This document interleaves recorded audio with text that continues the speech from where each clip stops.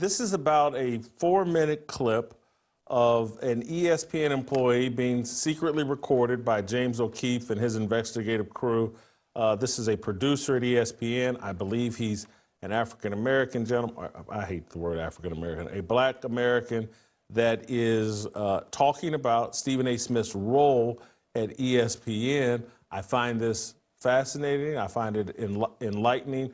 I don't find it all that surprising, but let's play what James O'Keefe and his crew have exposed about what people at ESPN really think about Stephen A. Smith. We have this one guy, his name is Stephen A. Smith. He plays the angry black man on TV. The angry black man stereotype is basically you're loud, you talk over people. What you say is not necessarily important, it's more how loud you are and how you deliver your speech. He does that pretty well. I think the higher-ups at ESPN and Disney see that. He's like this angry black man. He goes on Fox News probably like once a week. And he'll talk about like Gaza. And he has no idea about Gaza.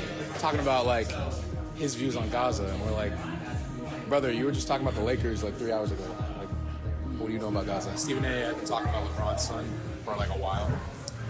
LeBron like confronted him at a game one time, and then ever since that, Stephen A's been on like 4 different podcasts, basically like, I thought it was a weak move, like coming up to me and whatnot. It's just this whole like embarrassing thing that we're all like rolling our eyes at. They just think he's crazy, just trying to create attention, you know, which is his job, I guess. He gets paid a lot of money to do that stuff. To like create chaos, to create like controversy, like an argument. That's like his job, basically. So he's like an investor in technology? Yeah, that's a good way to put it. Very much whoever's buying my shit, I will sell you my bull. Which is like Fox News.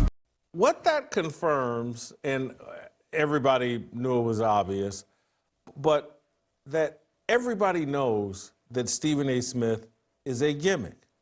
And that Stephen A. Smith, there's no authenticity to Stephen A. Smith, that ESPN knows that they're promoting a clown, that ESPN knows that he has no credibility as it relates to politics and really has no credibility as it relates to sports, and that here's Disney and ESPN, the worldwide leader in sports, is promoting someone who's completely unqualified to do what they're hired to do.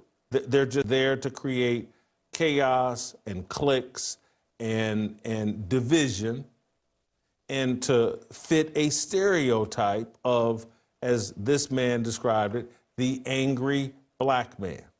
And so Disney and ESPN, and we're not breaking news here, but their job is to promote racial division and to promote a buffoonery among black hosts. Because this extends beyond Stephen A. Smith.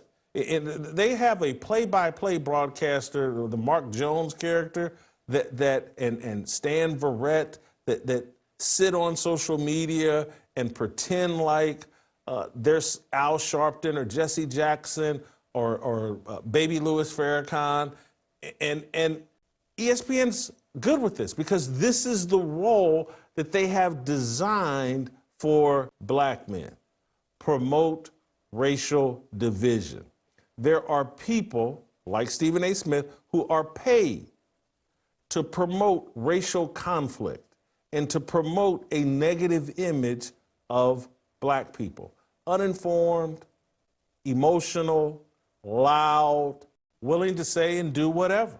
This is what Disney, one of the most powerful influences in global culture, paying for what Stephen A. Smith is providing, a black buffoon, so that people dig into their animus and racial division and their racial pride.